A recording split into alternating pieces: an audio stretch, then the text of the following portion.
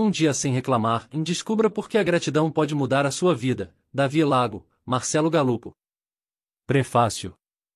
Caminho da gratidão. A gratidão, mais que nobre gesto de reconhecimento, permite enxergar a realidade de modo diferente. Cultivá-la, de modo profundo, é essencial, conforme bem indica o Papa Francisco. Ingratidão não é simplesmente uma palavra amável para se usar com os estranhos e ser educado. Ser grato é sinal de maturidade, virtude dos que são reverentes à vida e, a exemplo de Jesus Cristo, permanecem serenos mesmo ante as adversidades. Quem é grato tem clareza sobre essa realidade, por isso é mais feliz. Aos que enfrentam enfermidades, situações de miséria, até mesmo a solidão, mas não se abatem pela tristeza, apegam-se à esperança e experimentam profunda alegria. Percebem que a existência não se restringe às dores, também efêmeras.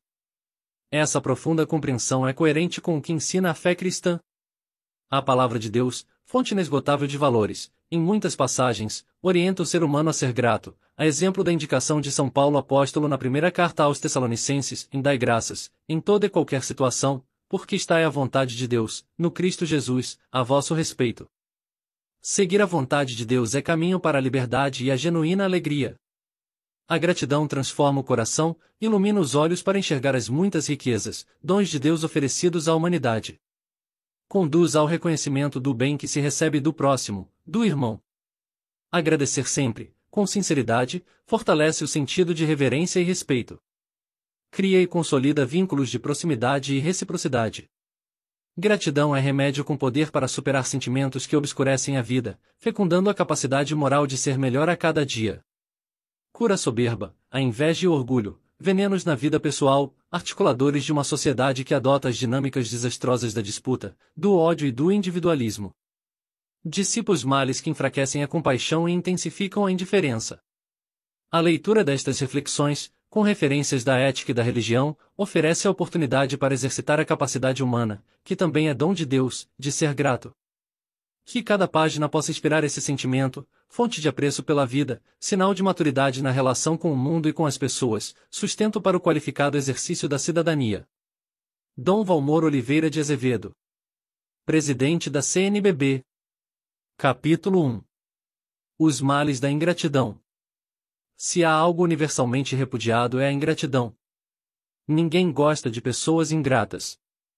Dificilmente alguém atribui a si mesmo a ingratidão, defeito moral que geralmente atribuímos aos outros. Não é comum se ouvir falar de alguém que, perguntado pelo gerente de recursos humanos durante uma entrevista de emprego sobre que defeito teria, tivesse respondido: sou ingrato. Há um forte sentimento moral de reprovação dos atos de ingratidão e, consequentemente, de aprovação moral dos atos de gratidão. É fácil perceber que a cultura em geral condena a ingratidão.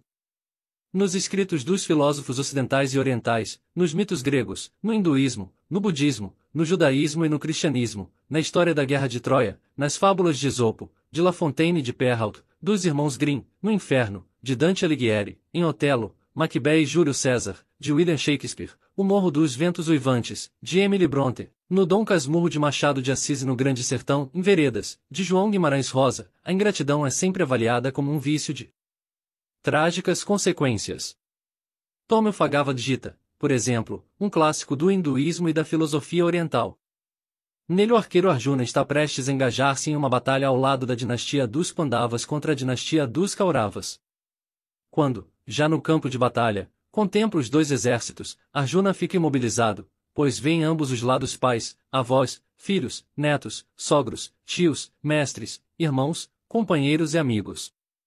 Não importava o que Arjuna fizesse, lutando de um lado ou de outro ele seria ingrato com alguém, pois em ambos havia pessoas a quem ele devia algo, e por isso ele se perguntou: devo matar meus próprios mestres que, apesar de cobiçarem meu reino, são, no entanto, meus professores sagrados? Eu preferiria comer nesta vida a comida de um mendigo do que comida real temperada com o sangue deles. Ou pense ainda no grande vilão do Novo Testamento, Judas Iscariotes, que traiu Jesus por um misto de ganância, inveja, egoísmo, despeito e ingratidão. Não é coincidência que teólogos como São Tomás de Aquino tenham dedicado páginas e páginas ao tema da ingratidão. Ou então considere o mito grego de Édipo. Em sua falta consistiu em que, mesmo sem sabê-lo, ele se casou com sua própria mãe após haver matado seu pai, uma grande ingratidão. A ingratidão é algo execrável, por isso, ver um filho maltratar um pai nos causa mais repulsa e indignação do que ver um pai maltratar um filho. O filósofo David Hume disse: de todos os crimes que as criaturas humanas são capazes de cometer, o mais terrível e antinatural é a ingratidão, sobretudo quando é cometida contra os pais e quando se mistura aos crimes mais flagrantes, que são a violência física e a morte. É por isso que em vários países, inclusive o Brasil, a ingratidão do herdeiro priva de seu direito à herança. A ingratidão não apenas torna alguém repudiável, ela o isola. Esse isolamento pode ocorrer de duas maneiras. Em primeiro lugar, a ingratidão gera uma prevenção do mercado e das pessoas em geral contra quem a pratica, e à medida que alguém se torna conhecido como ingrato, mais dificilmente poderá contar com o apoio e os favores dos outros. Em segundo lugar, a ingratidão isola porque contamina os relacionamentos. Na medida em que alguém se mostra ingrato, não apenas aquele que lhe fez um favor, mas todos os que estão à sua volta são prejudicados com a injustiça de seu ato. Mesmo seus parentes e amigos sofrem com a ingratidão, porque os vícios de alguém afetam diretamente aqueles que lhe têm estima, como ensina o mito de Édipo. A ingratidão impede que nos tornemos verdadeiramente humanos, estendendo suas consequências a todos, não apenas ao ingrato e àquele que a recebeu como paga pelos seus favores. Portanto, sabermos o que são a gratidão e a ingratidão pode nos ajudar a viver uma vida melhor. Esse será nosso percurso neste livro. Primeiramente, vamos discutir o que entendemos, do ponto de vista da ética, por gratidão e também por ingratidão, qual é a sua fonte e o que ela envolve.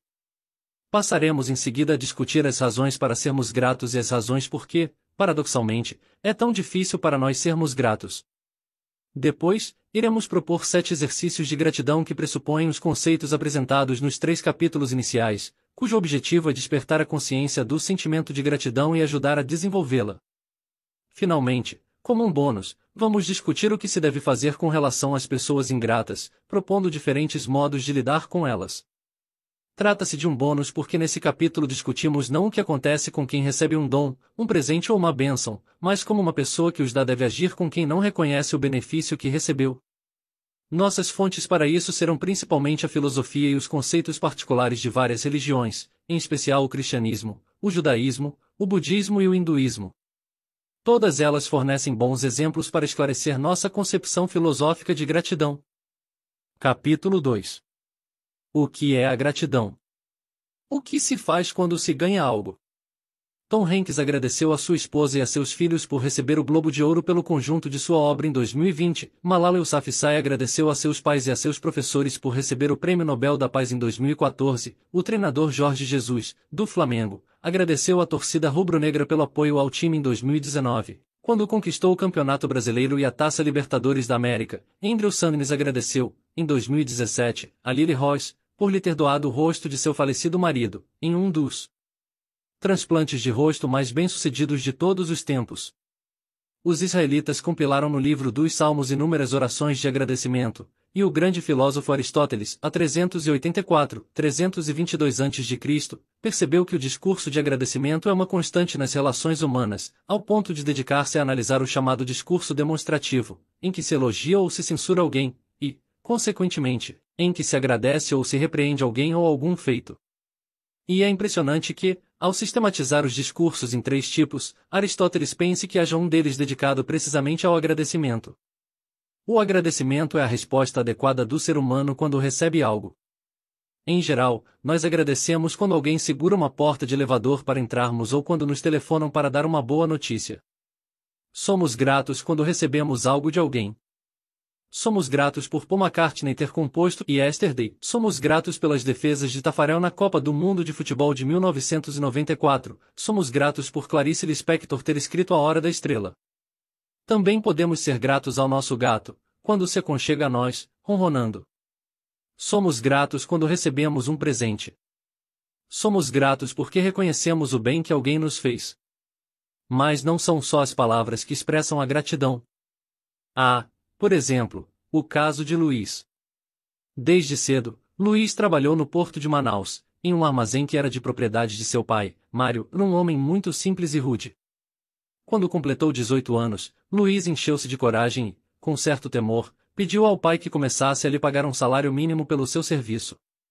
Até então, Luiz nunca havia recebido por seu trabalho, mas ele já namorava com Ana e queria se casar com ela algum dia. Quando Luís pediu ao pai que passasse a remunerá-lo, este o despediu. Luís, então, procurou seu padrinho, Francisco, dono de um pequeno hotel, para pedir-lhe um emprego. Mas Francisco lhe fez outra proposta, e durante um ano, pagaria um salário mínimo por mês a Luís, não para que ele trabalhasse, mas para que ele estudasse para o vestibular de Direito na Universidade Federal do Amazonas. Luís agarrou aquela oportunidade com muito entusiasmo, e em parte por seus dons naturais, em parte por causa do estudo que aquela bolsa lhe proporcionou, Luís passou em primeiro lugar no vestibular. Luís se casou com Ana no dia seguinte à sua formatura no curso de Direito. Seu primeiro cliente foi um libanês chamado Said, que pagou pelos serviços prestados com uma pequena sala em um prédio comercial, onde Luís instalou seu escritório. Graças a seu talento, o escritório cresceu para se tornar um dos maiores escritórios de advocacia de Manaus. Passados muitos anos, Francisco morreu. O hotel de Francisco havia ido à falência 20 anos antes e era Luís quem mantinha seus padrinhos com uma mesada. Luís havia também custeado toda a educação dos 2 filhos de Francisco, e foi ele quem sustentou a viúva de Francisco até a sua morte. No ano passado, Said morreu. Sua viúva procurou por Luís e pediu-lhe que cuidasse do espólio de Said. Para surpresa de Luís, ao começar a inventariar os bens, ele descobriu que, antes de morrer, Said havia consumido quase todo o patrimônio de sua empresa em maus negócios. Luís nunca pensou em cobrar da viúva de Said pelo inventário, mas também nunca pensou que iria fazer o que fez. Ao final do processo, Luís não só não cobrou pelo serviço como também doou à viúva a sala que Said lhe dera em pagamento, muitos anos antes. Ele disse para a viúva, a sala que o seu Said me deu, quando comecei a advogar, valia muito mais do que o serviço que prestei para ele, e sempre pensei que aquilo era injusto. Entenda, Dona Joana, não estou fazendo caridade, estou fazendo justiça. Essa é uma história real sobre generosidade movida por gratidão. Agradecer, questões linguísticas. Em todos os idiomas há uma palavra ou frase para expressar gratidão, gracias em espanhol, thank you em inglês, danke em alemão, grazie em italiano, tak em norueguês, efaristó em grego, toda rabas em hebraico, teşekkür em turco, azanti em swahili, spasibo em russo, multumes em romeno, shukri em árabe, daniaval shukri em hindi, arigato em japonês, doshi em mandarim. Mas, em português, a palavra para agradecer tem um significado especial, se a comparamos a outras línguas modernas. O professor Antônio Nova, em um vídeo que ficou famoso na internet, a que você pode assistir com o QR Code abaixo, distingue 3 níveis do agradecimento, a palavra com a mesma origem etimológica de gratidão e de graça, a partir do ensino de São Tomás de Aquino, a de 1225 a 1274. Para Tomás de Aquino, há 3 graus na gratidão. O primeiro é que o homem reconheça o benefício recebido, o segundo consiste no louvor e na ação de graças, o terceiro consiste em prestar a retribuição no lugar apropriado e no momento oportuno, de acordo com as posses de cada um. O nível mais superficial de agradecimento é o nível do reconhecimento meramente intelectual, e meu intelecto reconhece que alguém me foi útil. Esse é o nível da língua inglesa, em que a expressão para o agradecimento é thank you, de to think, pensar, ou da alemã, em que a palavra é danke, de denken. Aliás, é interessante notar que em alemão, pelo menos no dicionário, agradecer, a danken, vem antes de pensar, a denken. O nível intermediário é o nível do favor que se presta, nível da língua francesa, em que a expressão para agradecimento é merci, pois recebo uma mercê, um favor, uma graça, mesma ideia do castelhano gracias e do italiano grazie. O nível superior é o nível do vínculo, o nível em que nos sentimos ligados a alguém pelo que nos fez, nível da língua portuguesa, em que a expressão de agradecimento é obrigado, eu me sinto obrigado diante de você pelo que você me fez. Mas obrigado a quê, exatamente? A palavra agradecer e a palavra gratidão vem do latim gratia, que, por sua vez, vem do grego acharis, que quer dizer graça, dom, presente recebido em algo que recebemos de outra pessoa, de Deus ou da natureza, algo que é importante para nós, mas que nós mesmos não podemos prover, algo que só podemos gozar e usufruir se nos for dado. A partir da Septuaginta, descobrimos que a palavra hebraica que lhe corresponde é HNN ou en, que significa um favor gratuito, intencional e especial feito pelo soberano ao súdito. Gratidão envolve alguém que presenteia algo voluntariamente a outra pessoa que não pode prover-se desse bem ou dom, indicando, portanto, uma carência de quem recebe algo, carência não só porque não possui a coisa, mas, sobretudo, porque não tem condições de conquistar ou adquirir aquilo. Essa carência, ou dependência, envolvida na gratidão é o que leva à vitória Kempis a defini-la como o sentimento dos pobres, dos que nada têm, a quem tudo vem dado pela graça por alguém, ou, como Jesus Cristo aponta no Sermão do Monte, o sentimento dos humildes de espírito. Dependência.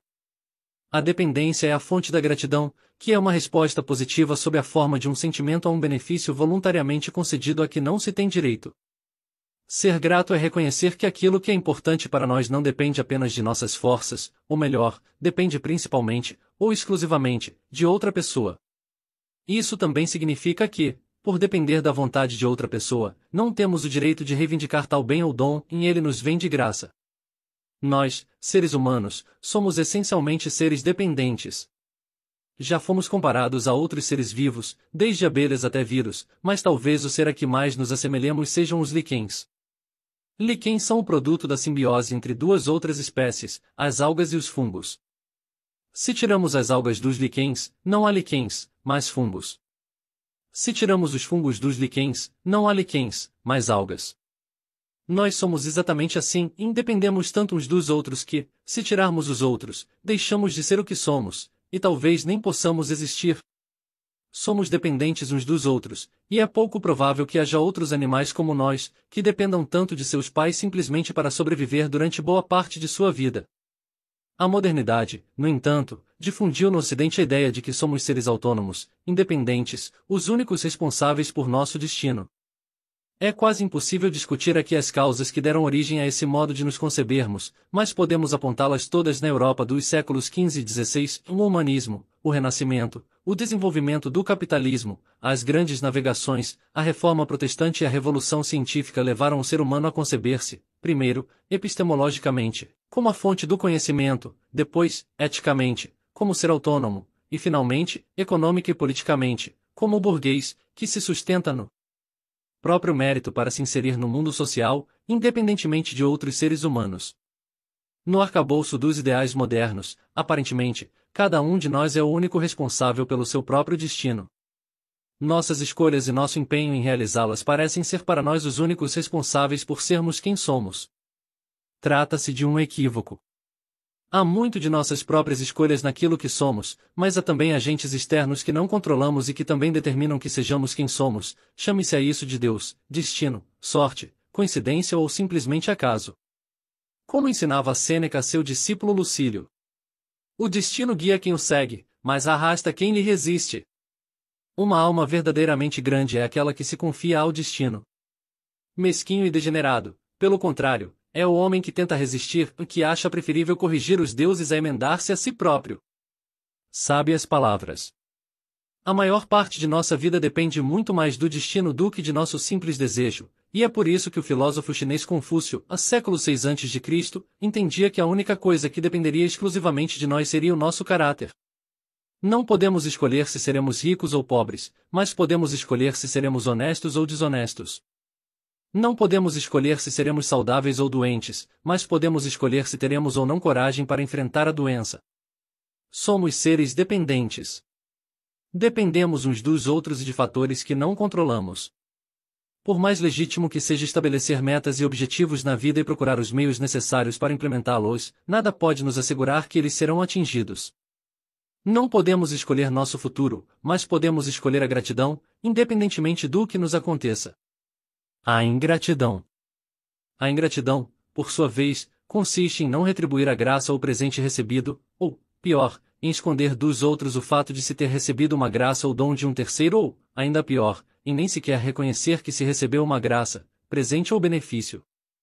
A fonte da ingratidão é a soberba, a arrogância de quem se vê superior aos demais e por isso afirma não depender de ninguém, concebendo-se a si próprio como autossuficiente. Mas essa soberba é irracional e não resiste ao teste da realidade. Para sermos concebidos, precisamos de 2 pessoas, uma das quais irá nos gerar, mal morrermos, precisaremos de pelo menos mais 4 que carreguem o nosso caixão. Entre o nascimento e a morte, precisamos de milhares de outras pessoas. Parafraseando o grande escritor inglês C. S. Lewis, de 1898 a 1963, o soberbo vê a todos como dependentes de si, mas não consegue perceber que ele também depende de outros. Por isso a soberba corrói a possibilidade mesma do amor, do contentamento e até do bom senso. A relação entre a soberba e a ingratidão já foi observada por Miguel de Cervantes, a de 1547 a 1616, em uma carta que seu personagem Dom Quixote escreveu a Sancho Panza, aconselhando-o sobre como deveria agir para ser um bom governador. Dom Quixote lembra a seu fiel escudeiro que a ingratidão é filha da soberba. Um coração ingrato é terreno fértil para todo tipo de maldade. Se a gratidão é fruto do reconhecimento da dependência, o egoísmo e a soberba são a origem da ingratidão. Por isso o filósofo André Comte-Sponville afirma que o egoísta é ingrato, e não porque não goste de receber, mas porque não gosta de reconhecer o que deve a outrem. Alguns podem pensar que a fonte da ingratidão não seria a soberba, mas a nossa dificuldade em aceitar as coisas como são, dificuldade gerada pela distância entre o ideal e o real, quando há o primado absoluto do princípio do prazer sobre o princípio da realidade, característico da vida das crianças. Ou seja, temos dificuldade em lidar com a distância que muitas vezes existe entre nossos desejos e expectativas em relação à vida e à realidade que se impõe diante de nós, que pode ser mais árdua que nossos planos e até brutal. Mas quando investigamos a fundo, descobrimos que essa distância não é a causa originária da ingratidão, e no máximo é uma causa derivada, decorrente da visão exagerada e deturpada que formulamos sobre nós mesmos.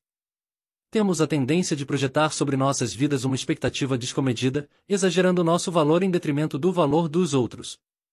Iludimos a nós mesmos sobre o poder que temos de conduzir nossa vida como quisermos, sobre o poder que temos sobre nosso destino. São o egoísmo e a soberba que elegem a nós como critério e modelo para o mundo, que produzem uma defasagem entre o ideal e o real. A ética da gratidão. Não basta dizer o que a gratidão é, precisamos saber também o que a gratidão não é. E o mesmo ocorre com a ingratidão. Por exemplo, ingratidão não se confunde com traição. Há, evidentemente, uma profunda conexão entre ambas, pois implicam a ideia de se retribuir um bem com um mal. Por isso, ingratidão e traição muitas vezes são tratadas como sinônimos. Mas, se é verdade que todo traidor é um ingrato, não é verdade que todo ingrato é um traidor.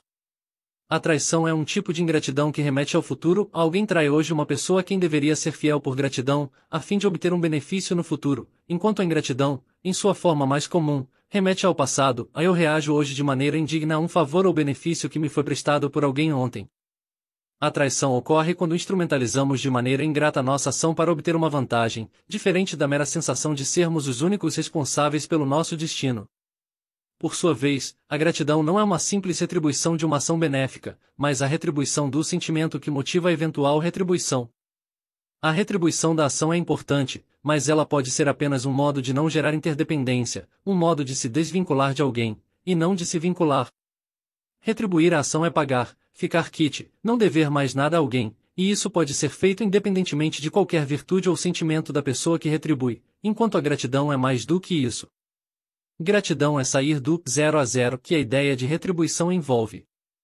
Comte-Sponville observa que, se a gratidão fosse apenas pagar um favor com outro favor, então ela seria servilidade disfarçada, egoísmo disfarçado, esperança disfarçada. Só se agradece ria para se ter mais, a disse obrigado, mas a pensa-se é mais. Não seria virtude, seria vício. Além disso, retribuir é, em muitos casos, impossível. Como retribuir alguém que me doou um rim?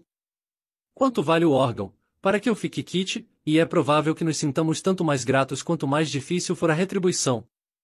A gratidão não é, portanto, apenas agradecer, expressar o reconhecimento pelo favor recebido, porque agradecer é dar, ser grato é dividir. A gratidão também não é algo que se produz agregando-se algo ao outro, como um pagamento por aquilo que nos fez, mas algo que se produz em nós, uma dívida que é ao mesmo tempo uma forma da alegria que se manifesta como contentamento em receber. Há uma história real que ilustra bem essa ideia. Regina havia ido à escola de sua filha, Maria, buscá-la para trazê-la para casa. A porteira da escola disse-lhe que Maria havia passado mal e estava na enfermaria da escola. Regina correu até a enfermaria e encontrou sua filha sentada na maca. A enfermeira disse que ela estava bem. Regina se aliviou e foi com Maria até ao carro. Depois de 20 minutos de trânsito, no meio de um engarrafamento, Maria começou a passar mal novamente, reclamando de dor e suando muito. De repente, Maria vomitou e desmaiou. Regina ficou desesperada, o trânsito estava parado. Regina começou a dirigir de maneira perigosa, costurando entre os carros, com o pisca-alerta ligado, para tentar chegar rapidamente ao hospital. Em uma dessas manobras, Regina quase derrubou a motocicleta de um entregador de pizzas. O motociclista alcançou o carro de Regina e, antes de dizer qualquer coisa, olhou para dentro do carro, viu Maria desmaiada, Regina aflita, e entendeu tudo. Dona, vou abrir caminho para a senhora, disse o motociclista, e saiu buzinando e pedindo passagem com os braços. Eles chegaram em 5 minutos ao hospital. Regina correu com a filha nos braços em direção à portaria e, quando olhou para trás, lembrou que deixará a sua bolsa dentro do carro e o carro aberto. Regina fez menção de voltar, mas o motociclista gritou: "E não se preocupe, dona, eu cuido do carro até a senhora poder voltar." Regina pensou: já devo a vida de minha filha a esse homem. Se ele furtar a bolsa, ainda assim terá valido a pena, e consentiu de longe. O marido de Regina chegou 40 minutos depois, viu seu carro aberto, com o pisca-alerta ainda ligado, agradeceu ao rapaz que estava cuidando dele, dispensou-o, trancou o carro e entrou. Maria já estava melhor e Regina saiu, sem saber que o marido já havia dispensado o motociclista de seu posto. Regina não encontrou o motociclista. Sua bolsa e seus pertences estavam trancados dentro do carro. Regina nunca soube nem sequer o nome do rapaz, nunca conseguiu agradecer-lhe, mas, desde que isso ocorreu, há 10 anos, ela ora por ele todas as noites. O fato de ela não ter retribuído não significa que não seja grata. O filósofo Baruch Spinoza, de 1632 a 1677, afirmou em sua Ética que o agradecimento ou gratidão é o desejo ou empenho de amor pelo qual nos esforçamos por fazer bem a quem, com igual afeto de amor, nos faz bem. Se considerarmos que, segundo Spinoza, o amor é uma alegria acompanhada da ideia de uma causa exterior, então a gratidão é a alegria por termos recebido de alguém algo que nos era importante e que não éramos capazes de alcançar por nós mesmos, a alegria que nos vincula pela interdependência a outro, a quem queremos bem e, por isso, a quem também fazemos o bem. Gratidão envolve reciprocidade. Gratidão é uma das maneiras de dizer amor. Por isso a gratidão, apesar de se manifestar em quem recebe o dom, mais do que em quem o concede, não se encerra naquela pessoa. Ingratidão é também compartilhamento solidário do dom, amor que transborda gerando serviço, que gera novamente amor. Como diz Vitória Kempis, a capacidade de agradecer não só mostra que se valoriza o que se tem, mas que se constitui em um caminho para a solidariedade com os que não têm. Portanto, uma importante questão ética na gratidão, e ela apresenta uma justificativa para a ação ou reconhecimento da dependência que temos uns dos outros, e vincula determinado sentimento que se produz na pessoa agradecida por seu ato a uma espécie de amor. Capítulo 3. Por que ser grato? A utilidade da gratidão. Há uma fábula de Esopo que se chama A Formiga e a Pomba. Ela conta que uma formiga começou a se afogar na água. Uma pomba que voava por ali viu a cena e, tomada de compaixão, arrancou um galinho e jogou na água, pelo qual a formiga se salvou. Passado algum tempo, um passarinheiro besuntou caniços com visgo e prendeu a pomba. Vendo isso, a formiga mordeu o pé do passarinheiro, que se desequilibrou e agitou o caniço, facilitando a libertação da pomba. Veja como, em primeiro lugar, a gratidão estabelece vínculos de solidariedade entre aquele que recebeu um favor e aquele que o praticou. Por meio da gratidão, os relacionamentos deixam de se pautar apenas por padrões utilitaristas, nos quais o outro só importa quando nos é útil, e a solidariedade é um efeito colateral da gratidão. Em segundo lugar, a gratidão também embeleza as pessoas, torna-as mais atraentes. Para além do conceito jurídico e teológico de charis, há nessa palavra grega um sentido estético. Os filósofos gregos Platão, 428-327 a.C., e Plotino, 205-270, afirmavam que algo era belo se tivesse graça, se fosse gracioso.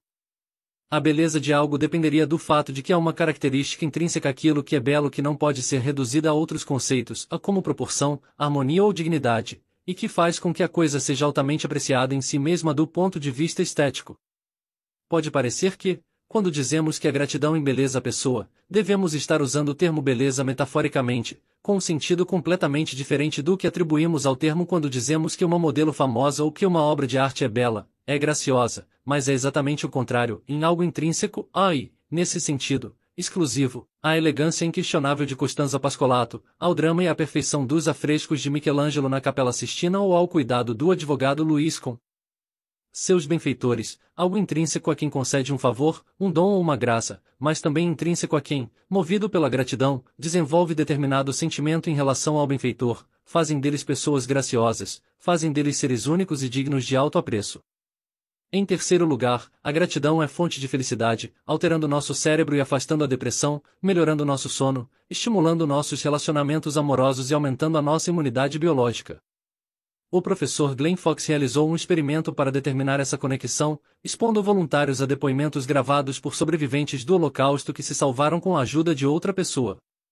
Os testemunhos foram traduzidos para a segunda pessoa, como se o depoimento fosse vivido pela pessoa que o ouvia, algo mais ou menos assim. Imagine que, em uma noite de inverno, em um campo de concentração, você recebesse um agasalho de outro prisioneiro, pedindo aos voluntários que tentassem se imaginar efetivamente naquelas situações.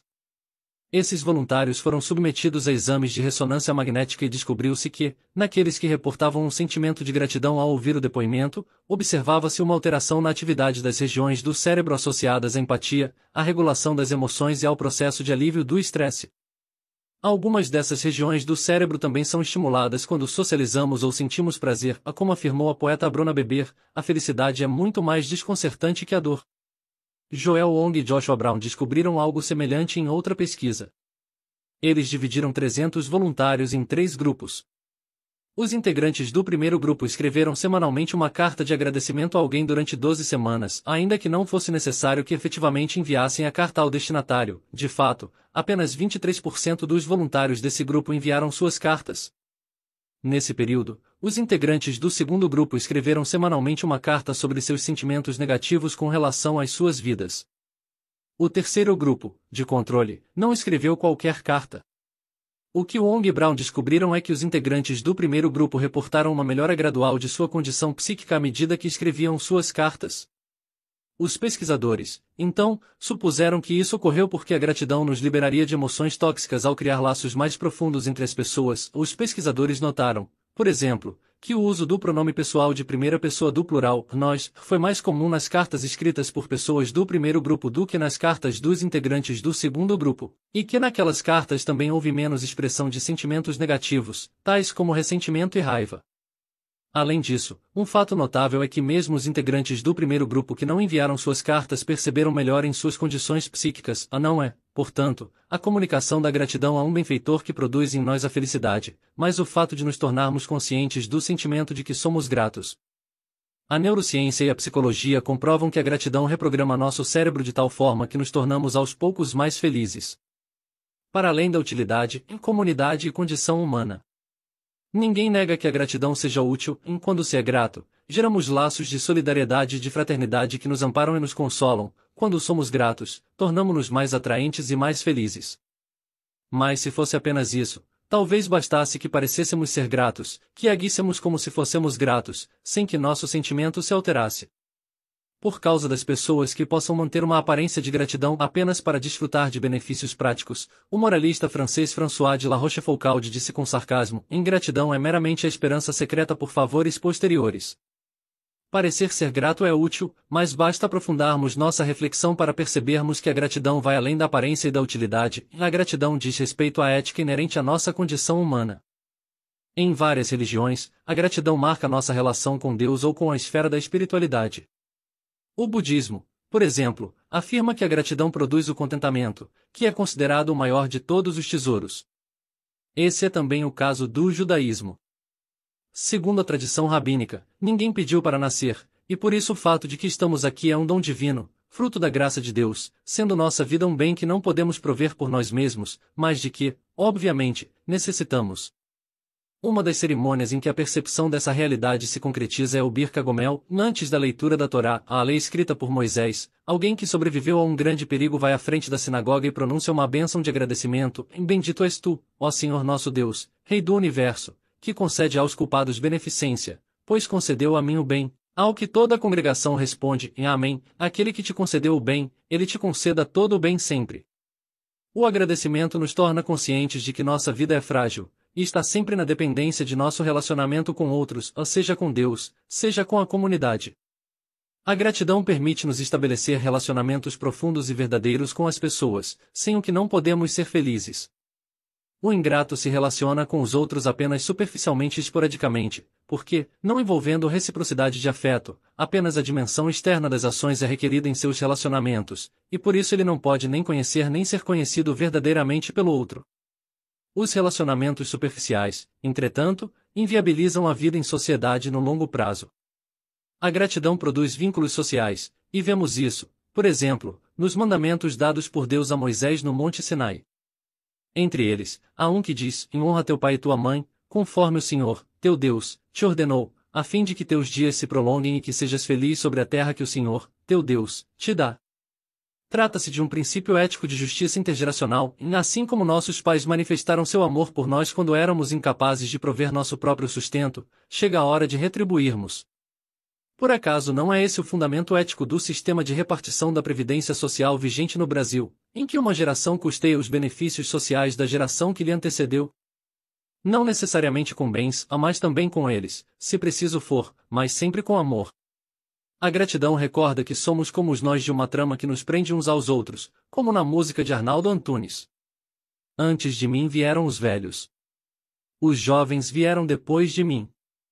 E estamos todos aqui, no meio do caminho dessa vida, vinda antes de nós. E estamos todos a sós, no meio do caminho dessa vida. E estamos todos no meio. Quem chegou e quem faz tempo que veio? Ninguém no início ou no fim.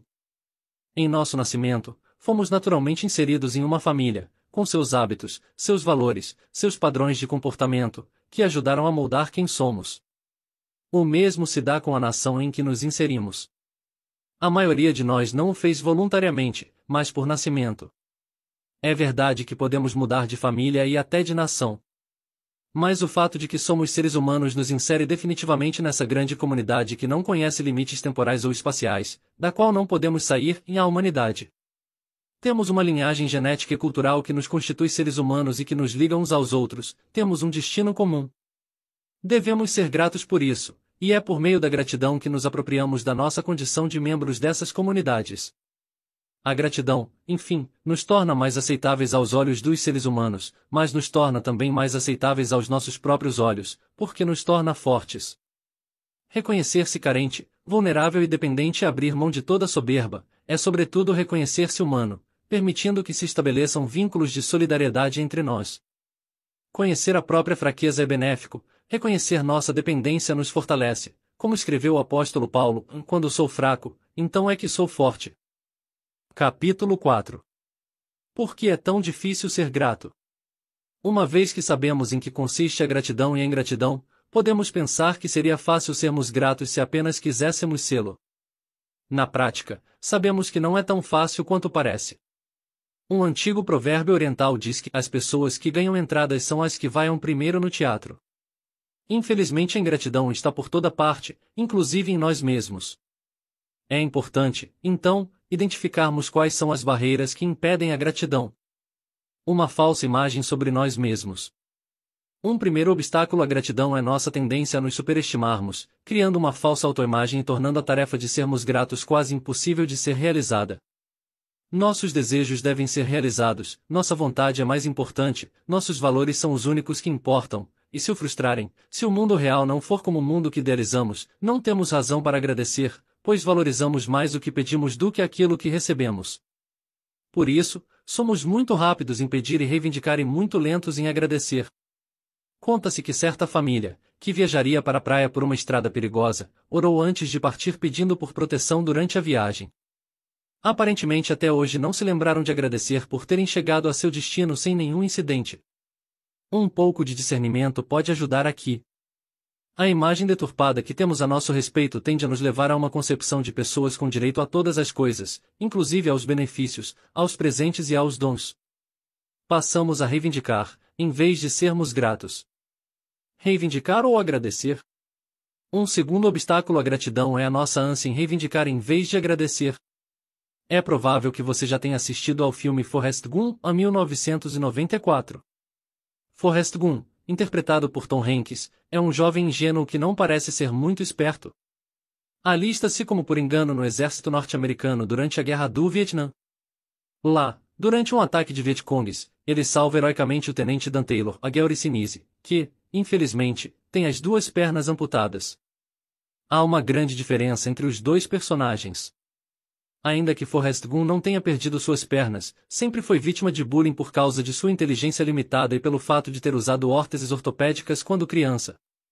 Mas, graças à influência de sua mãe, Forrest Gump aprendeu a viver no tempo presente, gozando cada momento de sua vida, sendo grato por cada um deles.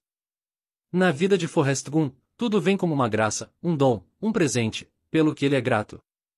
Já Dan Taylor vive amargurado pelo que perdeu, protestando contra o exército americano e contra Deus, por terem lhe negado algo que era seu por direito, às pernas.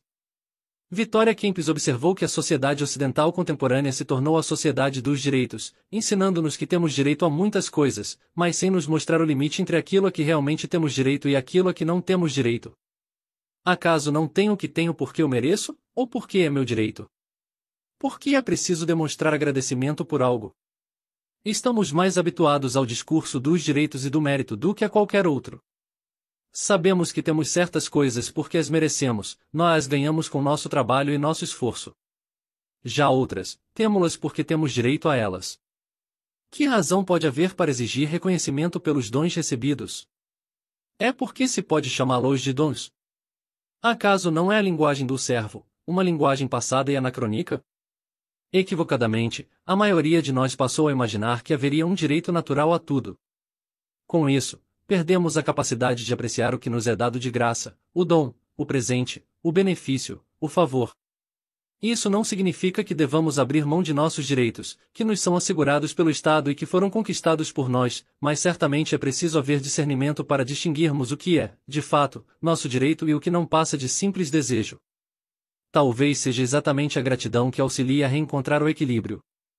Este é o caso de Forrest Gump, e ele é como São Francisco de Assis, que, mesmo na hora da morte, em meio ao sofrimento causado por suas muitas enfermidades, depois de ter saudado como irmãos o sol, a lua, as estrelas, o vento, o fogo, a água e a terra, a dons gratuitos de Deus em nossa vida, consegue chamar também a morte de sua irmã, e ser grato por ela. Louvado sejas, meu Senhor, por nossa irmã, a morte corporal, da qual homem algum pode escapar. Ai dos que morrerem em pecado mortal. Felizes o que ela achar, conformes à tua santíssima vontade. Porque a morte segunda não lhes fará mal. Louvai e bendizei a meu Senhor. E dai-lhe graças. E servi-o com grande humildade. Essa também é a lição do livro de Jó, no Antigo Testamento. Jó era um homem muito rico, cheio de saúde e com muitos filhos, um homem feliz. Por tudo isso Jó dava graças a Deus. Um dia o diabo provocou a Deus dizendo-lhe que Jó só lhe era grato porque tinha todos esses dons que lhe foram dados por Deus. Deus, então, autorizou o diabo a privar Jó de tudo o que tinha, menos de sua vida. Jó perdeu os bens, os filhos e a saúde física, mas disse, e no saí do ventre da minha mãe, no para ela hei de voltar. O Senhor deu, o Senhor tomou. Bendito seja o nome do Senhor. Sempre aceitamos a felicidade como um dom de Deus. E a desgraça? Por que não aceitaríamos? O que Jó manifestou nessas palavras é que ele reconhecia não ter direito a nenhuma dessas coisas, em tudo era dom, graça, presente de Deus, e este não podia ser chamado de injusto por tirar-lhe qualquer dessas coisas que, afinal de contas, pertenciam a ele mesmo, não a Jó. E a Bíblia diz que Deus aprovou a atitude de Jó, e o Senhor elevou ao dobro todos os bens de Jó.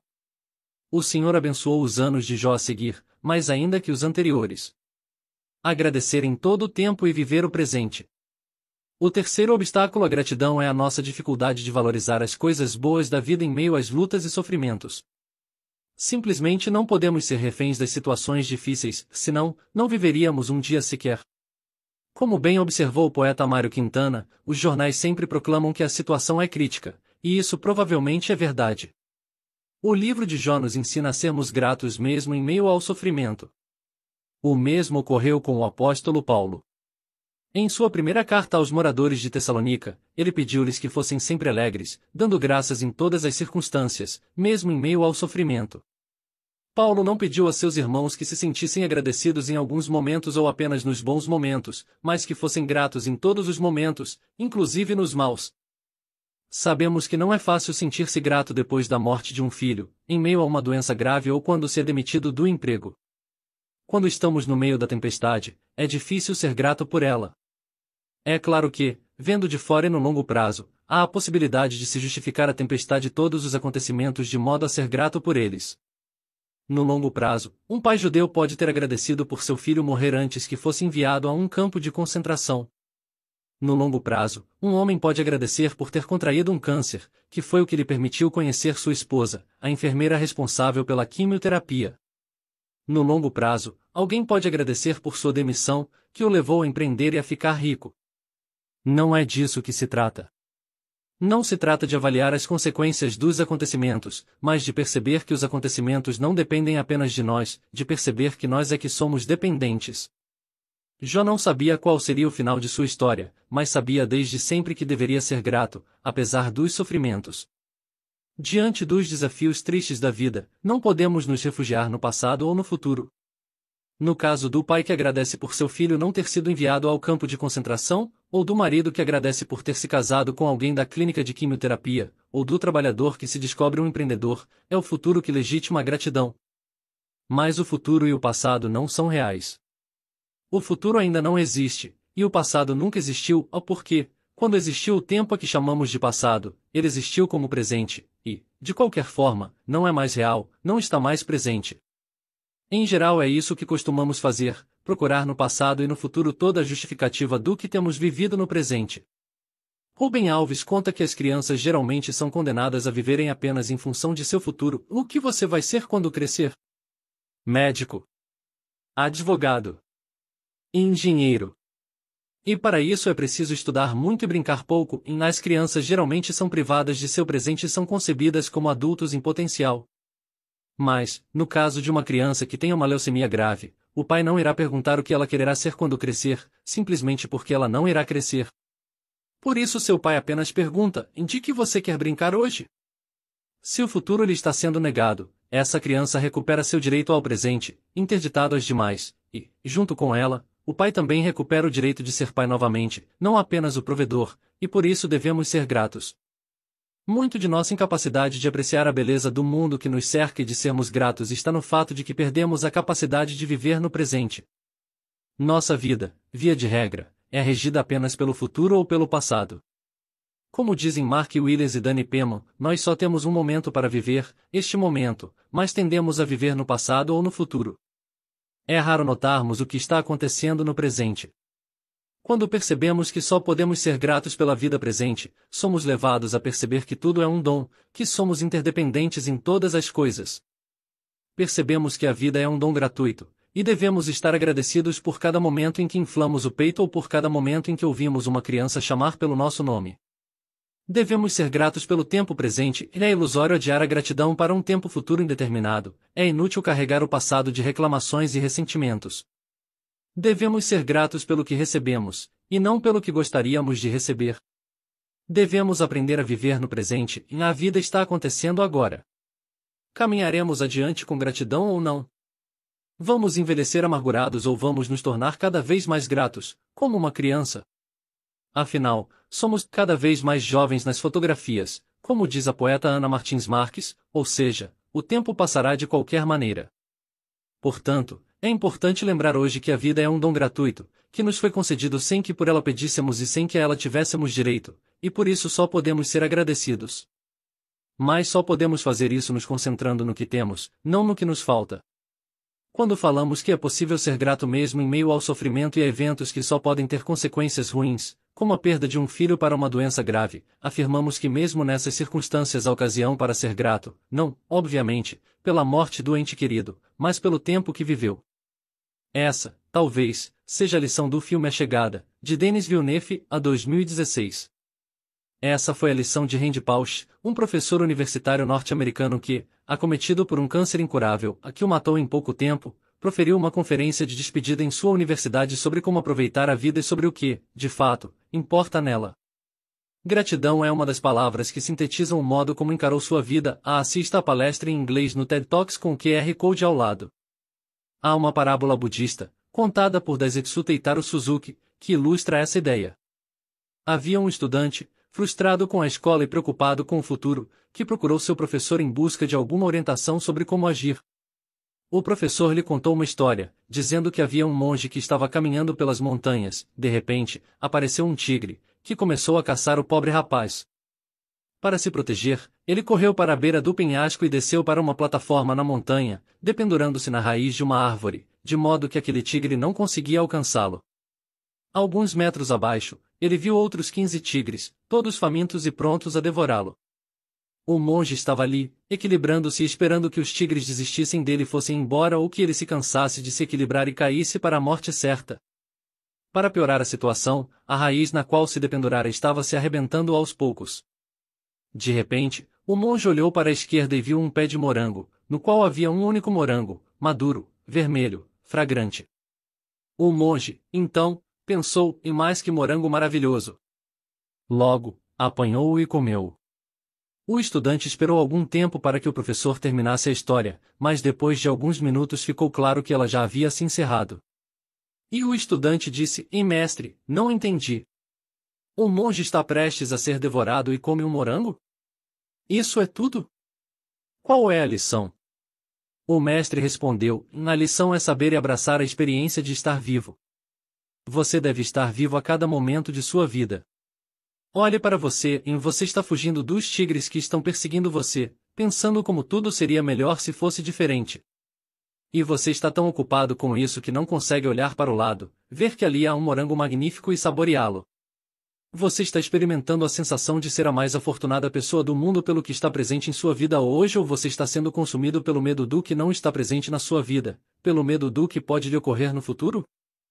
A parábola budista tem o mesmo sentido do filme Forrest Gump. Podemos ficar preocupados com o que tivemos no passado e não temos mais, ou com o que tememos não ter no futuro, ou simplesmente gozar e ser gratos pelo que temos no presente. Agradecer pelas pequenas coisas e pelas coisas em curso. Um quarto obstáculo à gratidão é nossa incapacidade de comemorar os pequenos dons da vida. Aqueles de nós que agradecem por algo geralmente lembram-se de fazê-lo diante de um grande dom, presente ou graça, na cura de uma doença grave, a mais não de um resfriado, a contratação em um emprego, depois de meses desempregado, a mais não por ter recebido um elogio de um cliente, a compra de um carro ou de uma casa, a mais não de um par de chinelos. Vimos que o livro de Jó e a carta de Paulo nos ensinam a agradecer por todas as coisas, a grandes e pequenas, e em todas as circunstâncias, a favoráveis ou adversas. Nós certamente sabemos disso, mas só num plano intelectual. Lembra-se dos graus da gratidão em São Tomás de Aquino? A correria do cotidiano da vida e a repetição dos dons e das graças nos anestesiam de tal modo que nem sequer nos impressionamos quando recebemos os mais preciosos dos bens, um beijo da pessoa amada, um café oferecido ao visitarmos alguém ou simplesmente o abanar do rabo de um cachorro ao chegarmos em casa e a troca dos sapatos apertados do dia por um aconchegante par de chinelos. É muito difícil sermos gratos se esperamos apenas pelas grandes coisas para podermos agradecer, mas se passamos a agradecer pelas pequenas coisas, o tempo todo teremos oportunidade de expressar verdadeira gratidão pela vida.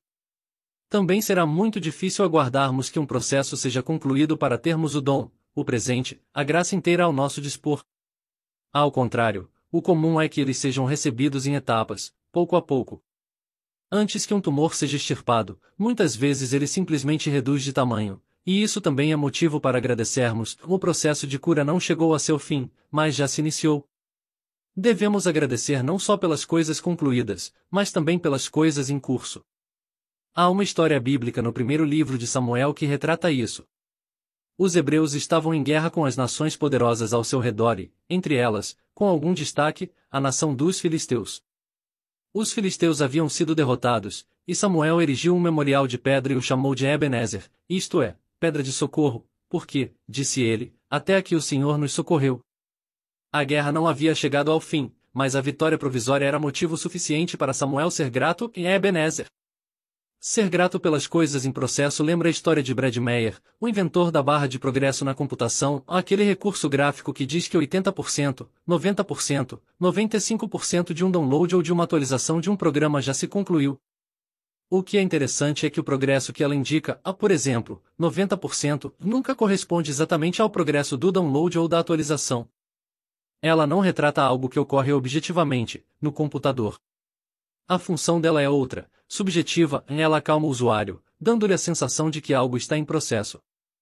Se aprendermos a ser gratos pelo que está em processo, ficaremos menos ansiosos acerca de todas as coisas, acerca de nossas próprias vidas.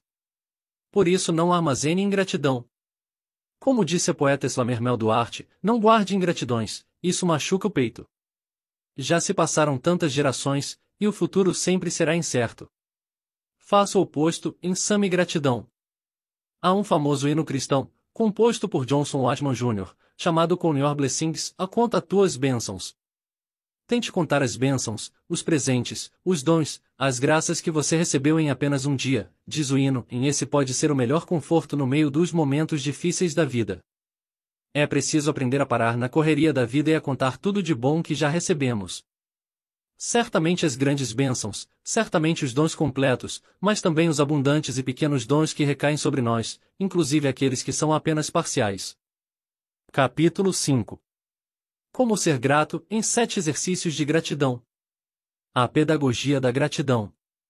Se a gratidão fosse apenas um dever, como pensava o filósofo prussiano Immanuel Kant de 1724 a 1804, 2 consequências decorreriam disso, e alguém poderia ser grato ou poderia ser ingrato. A hipótese de Cássia ser mais grata que Fernanda, que seria mais grata que Antônio, não existia para Kant. O dever ou é cumprido ou é descumprido, ou tudo ou nada. Nesse exemplo, apenas Cássia pode ser considerada grata, sendo Fernanda e Antônio ingratos.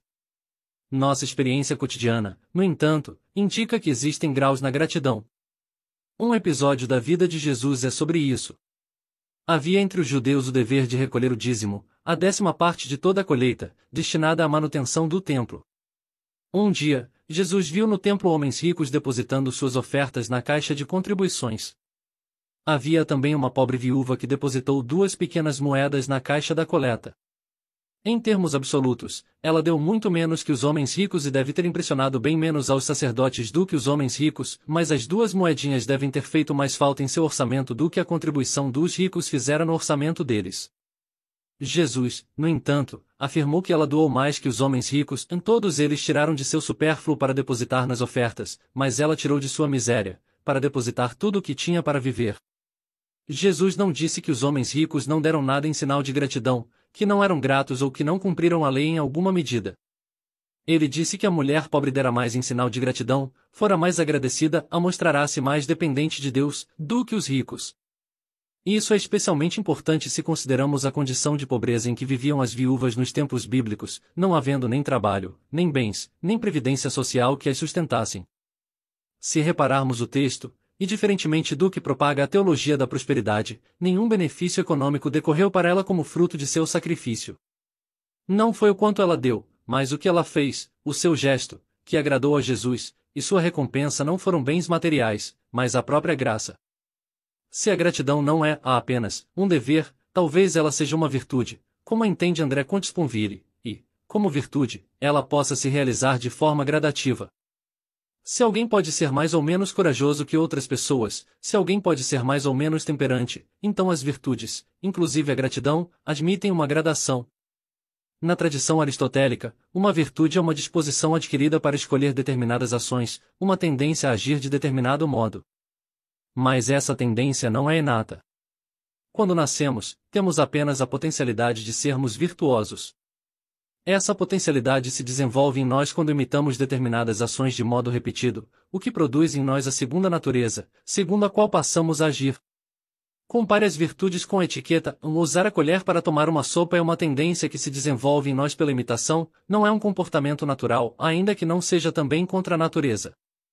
Se a gratidão é uma virtude, além de se realizar de modo gradual, ela também pode ser desenvolvida, e podemos desenhar exercícios para desenvolvê-la. Podemos estabelecer uma pedagogia da gratidão. Às vezes leva algum tempo para desenvolvermos adequadamente uma virtude, e o mesmo acontece com a gratidão, mas certamente ela pode ser desenvolvida. Você notará que os exercícios que propomos se sobrepõem, não apenas porque podem ser realizados concomitantemente, mas também porque os conceitos explicitados em alguns deles são pressupostos por outros.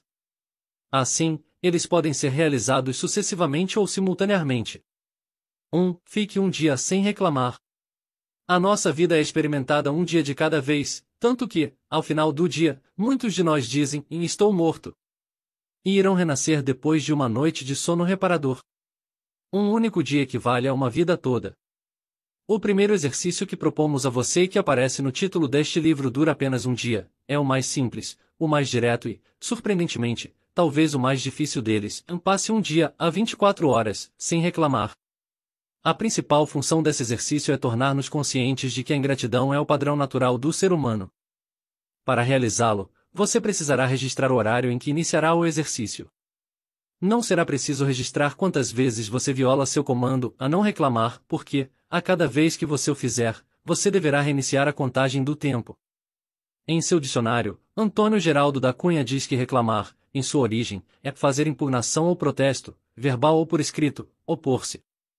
Reclamar significa exigir algo que entendemos ser nosso direito, sendo, portanto, um termo jurídico, e ele reclamou seu título sobre aquela coisa, ou seja, reivindicou a propriedade de algo. Ele reclamou contra seu patrão, ou seja, ele ingressou com uma ação para receber por seus direitos trabalhistas, ele propôs uma reclamação no Supremo Tribunal Federal, ou seja, propôs uma ação ao Supremo Tribunal Federal para levar ao conhecimento desta Corte que um juiz usurpou sua competência.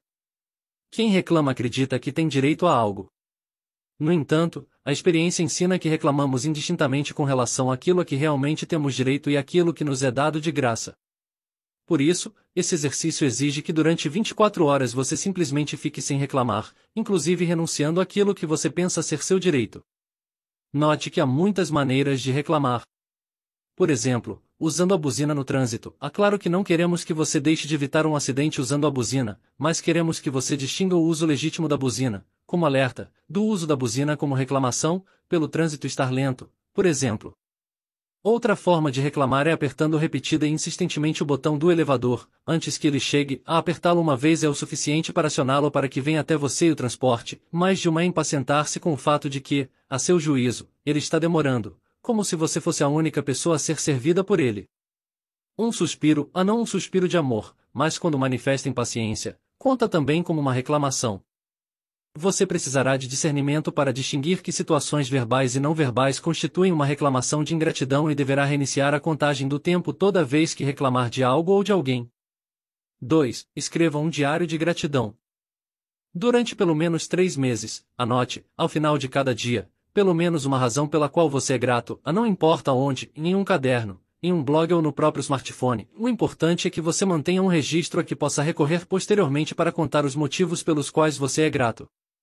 Esse exercício, como o anterior, pode ser muito mais difícil do que parece, pois há dias em que dificilmente encontraremos uma razão para sermos gratos. Aqui é preciso atentar para algumas regras. Em primeiro lugar, o motivo pelo qual você expressa gratidão deve ser autêntico.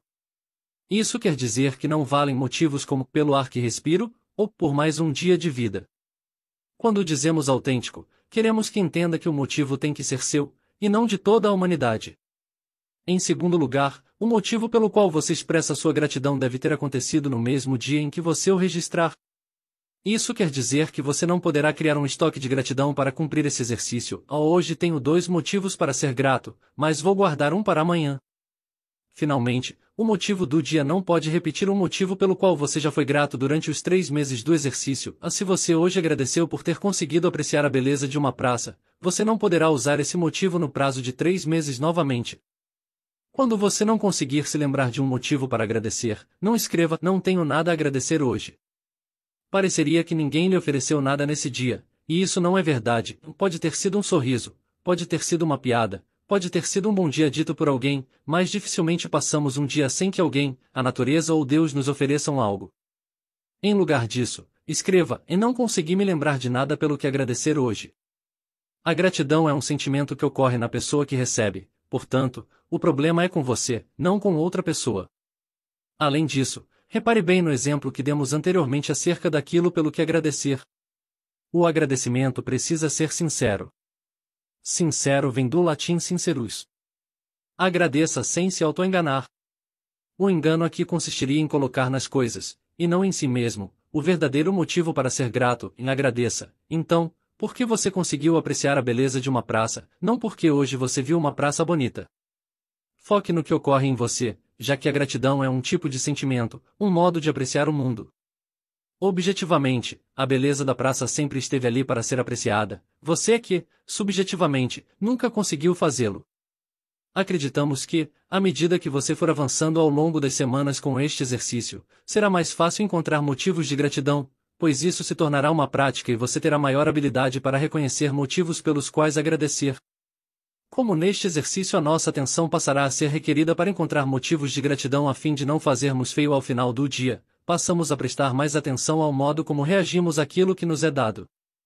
É provável que os motivos para ser grato sempre tenham estado presentes na sua vida, mas, como você não prestava atenção, acabava não se conscientizando deles. 3. Escreva cartões de gratidão. Antigamente, íamos à casa de nossa avó quando era seu aniversário, e lá nos encontrávamos com todos os nossos primos.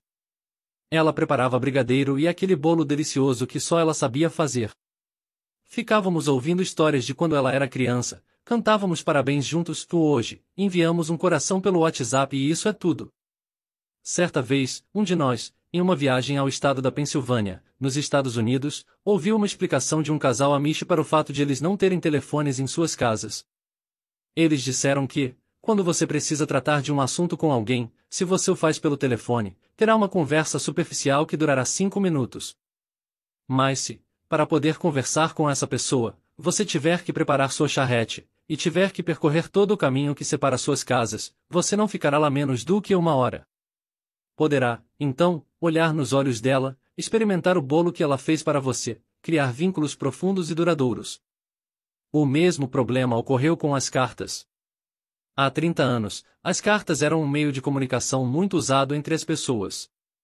Você pode reescrever uma carta quantas vezes quiser antes de enviá-la, e por isso a comunicação é mais precisa. Claro que hoje podemos escrever e-mails. Mas a lógica das cartas incorpora outro elemento, o tempo. A demora da resposta era um elemento que, na maioria das vezes, fazia com que pensássemos na pessoa o tempo todo. E o tempo requerido para que a resposta a uma carta chegasse até você ajudava a aclarar a sua mente e a responder de forma menos impulsiva.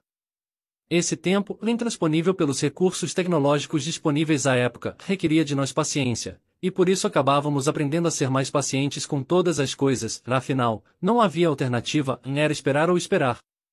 Depois se popularizou o telefone, veio a internet e com ela o e-mail, o telefone celular e, finalmente, as redes sociais digitais. Agora, mandamos 3 palavras abreviadas para uma pessoa e, se a mensagem não for respondida em 2 minutos, nós surtamos. É claro que existem muitas maneiras de se expressar a gratidão, em um telefonema, um bolo que fazemos especialmente para alguém, um convite para estarmos juntos e até mesmo um simples sorriso. Há vezes em que nos esquecemos do poder que um sorriso tem. Pesquisas recentes demonstram que sorrisos alteram o funcionamento dos neurotransmissores em nosso cérebro. Em pessoas que sorriram espontaneamente e foram submetidas a exame de ressonância magnética, percebeu-se a ativação da mesma região do cérebro responsável pela felicidade.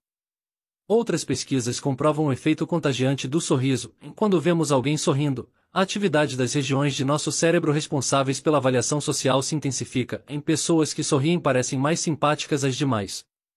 Essas mesmas regiões do cérebro são responsáveis pela imitação social e, por isso, respondemos a um sorriso com outro. Apesar da eficiência de um telefonema ou do poder empático que tem um sorriso, escrever cartas e cartões, que de resto pode ser uma boa terapia para alguns dos males da vida moderna, é certamente um bom exercício para nos tornarmos mais gratos. Propomos que você escreva pelo menos um cartão ou carta de agradecimento por semana durante esses 3 meses de exercícios, ou seja, um total de cerca de 12 cartões. Vimos no capítulo 3, a Por que Ser Grato, que, mesmo que não enviemos esses cartões, o simples fato de escrevê-los nos tornará mais gratos. Mas nós propomos que você envie efetivamente esses cartões a seus destinatários. Dará trabalho, porque você terá que descobrir o endereço dessas pessoas, ou seja, você acabará as conhecendo melhor, e irá ao correio, finalmente você vai descobrir onde é a agência dos correios mais próxima de sua casa. Mas enviar a carta gerará vínculo, interdependência com a pessoa que a receber, e é um grande prazer receber uma carta ou cartão pelo correio, em uma época em que só recebemos propagandas, contas e boletos bancários, e a pessoa ficará sensibilizada.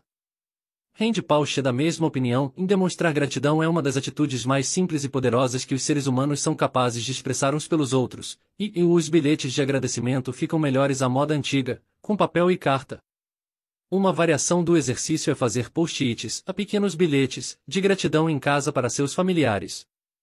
Ser grato, já vimos, não é fácil, mas parece que é ainda mais difícil expressar a gratidão para aqueles que vivem conosco.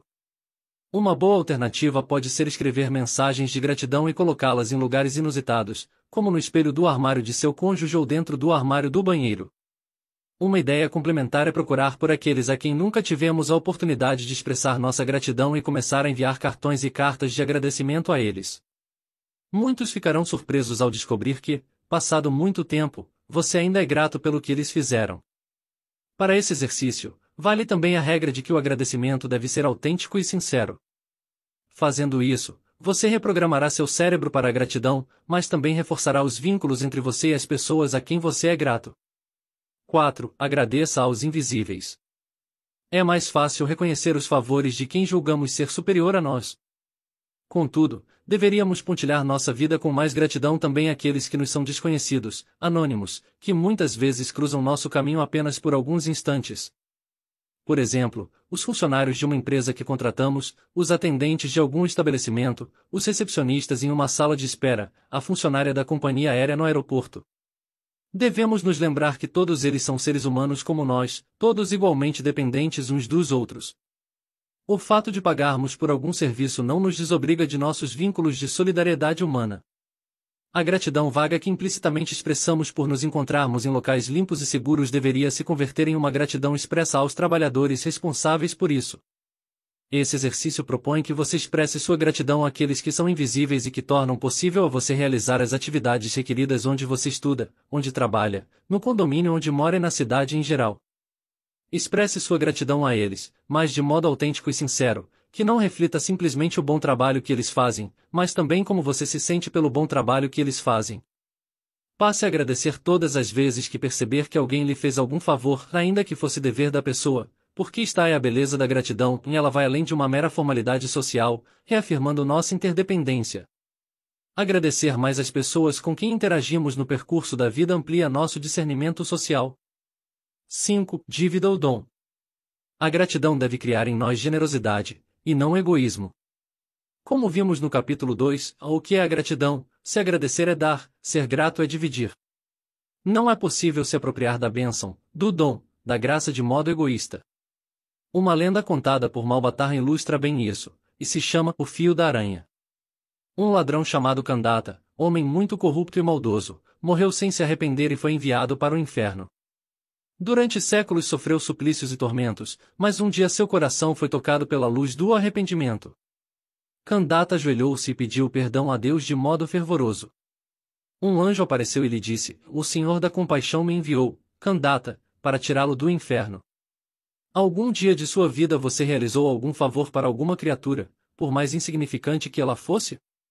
Depois de muito pensar, Kandata respondeu que um dia viu uma aranha e pensou: e não pisarei nela, porque é fraca e inofensiva. O anjo disse então que essa aranha viria para salvá-lo. Quando o anjo desapareceu, Kandata viu um fio de aranha descendo das alturas, e entendeu que era por ele que deveria subir para fugir do inferno. Ele começou a subir pelo fio, mas, no meio da subida, resolveu olhar para baixo, e viu que outros condenados também estavam subindo pelo fio atrás dele. Temendo que o fio não resistisse a tanto peso, gritou para os outros condenados: Larguem, malditos, que este fio é só para mim. Nesse momento o fio se partiu e Kandata e os outros condenados caíram novamente no inferno. Como diz Malbatar, o fio salvador, forte o bastante para levar ao céu milhares de criaturas arrependidas de seus crimes, rompera-se ao sofrer o peso do egoísmo que a maldade insinuara em um coração. Devemos repartir dons, favores e graças que recebemos, porque não são como dinheiro, para que alguém tenha mais dele, é preciso que outros tenham menos. Repartir dons é como a saúde de que, à medida que algumas pessoas se tornam mais saudáveis em uma comunidade, todos os demais se beneficiam e se tornam também mais saudáveis. É fácil repartir os bens materiais, e na maioria das religiões isso é feito sob a forma de esmolas, doações e dízimos. Se eu ganho um prêmio, posso dar uma parte dele a outras pessoas. Se recebo um salário mensalmente, posso dar uma parte dele para uma instituição de qualquer natureza. Mas como fazer com bens imateriais? Saúde, por exemplo? Ou conhecimento? Felizmente, também é possível dividir esses bens. Claro que não podemos tomar uma parte de nossa saúde e dá-la a outra pessoa, mas podemos empregar parte do nosso tempo nos voluntariando para cuidar de enfermos. Podemos dedicar parte de nosso tempo livre para ajudar crianças de comunidades carentes a estudarem, com aulas de reforço. Há algo impressionante na experiência do voluntariado, narrado por todos aqueles que a ela se dedicam. Apesar de os voluntários doarem algo a seu tempo, suas forças físicas e intelectuais, suas habilidades e mesmo seus bens materiais, são eles que se sentem gratos pelo que fazem, e não apenas quem recebe. Há diversos depoimentos sobre isso. Uma voluntária declarou que o trabalho voluntário, antes de mais nada, faz um bem à própria pessoa. Acho que viemos ao mundo para nos relacionarmos. Nos sentimos felizes em perceber o outro, em ter contato com o outro. Outra disse que muito mais do que doamos. Ficamos muito felizes ao ver que tudo o que fazemos é convertido em ajuda às pessoas que estão aqui. Quem trabalha junto aos pacientes e tem a oportunidade de dar carinho, de levar uma palavra, se sente gratificado por isso, e outra, ainda, afirmou que aprendemos muito com o voluntariado. Principalmente com as crianças. Percebemos o quanto elas são fortes. Às vezes, estão com alguma doença grave. Mas estão lá, lutando, brincando, rindo. Vemos a capacidade que elas têm de transcender aquela situação. É muito gratificante. O voluntariado é especialmente útil para dividir um tipo específico de dons naqueles que recebemos ao nascer. Esse é o caso do dom para as artes, do dom para as línguas, do dom para a música. Os artistas são as pessoas mais generosas que existem. Se não desenvolvermos os dons em talentos que possam ser empregados para o benefício de todos, estaremos sendo egoístas, estaremos sendo ingratos. Esses tipos de dons podem ser repartidos de muitas formas, como apresentando músicas e peças de teatro em hospitais, dançando com idosos em asilos ou apenas contando piadas para fazer uma criança rir, por exemplo. Também podemos agradecer pelos bens imateriais, aqui vemos como espirituais, repartindo bens materiais, afinal, o que pode ser mais espiritual que o dinheiro? Um pedaço de papel que vale muito mais do que ele mesmo. Os judeus, por exemplo, fazem isso com o mandamento de Tzedaká. A generosidade e a gratidão sempre foram parte integrante do judaísmo, desde o tempo dos patriarcas, e os rabinos ensinam que devemos sempre nos colocar no lugar dos carentes, porque somos como eles diante de Deus. Assim como recebemos suas bênçãos materiais e espirituais graciosamente, devemos suprir as necessidades dos outros também de maneira graciosa. O livro de Deuteronômio, na Bíblia, ordena, se houver em teu meio um pobre, um dos teus irmãos, numa das tuas cidades, na terra que o Senhor te dá, não endurecerás o teu coração e não fecharás a mão para o teu irmão pobre, mas tu lhe abrirás largamente tua mão e lhe concederás todos os empréstimos a penhor que vier a necessitar. A referência à mão no mandamento é importante, como lembram os rabinos, pois significa que somos todos diferentes, uns ricos, outros pobres, mas somos todos dedos de uma mesma mão ou membros de uma mesma comunidade, todos importantes. Lendo o mandamento no livro de Deuteronômio, muitos podem pensar que Tzedaká significa caridade, mas na verdade significa justiça. Lembra-se da história do advogado de Manaus, e ela se realiza todas as vezes que alguém provê as necessidades materiais ou espirituais de alguém, mesmo de um rico, seja com dinheiro ou outros bens materiais, seja com palavras reconfortantes. Na interpretação talmúdica e rabínica, esse mandamento só pode ser cumprido se for realizado voluntariamente com alegria, pois quem assim o faz compreende que não está abrindo mão de nada que seja seu, uma vez que todos os bens, na verdade, pertencem a Deus, sendo os ricos apenas seus depositários. A generosidade e o amor são as respostas da gratidão, e é por isso que o mandamento de Tzedaká é interpretado como um ato de justiça, como restituição àqueles a quem Deus os destinou, e não de caridade.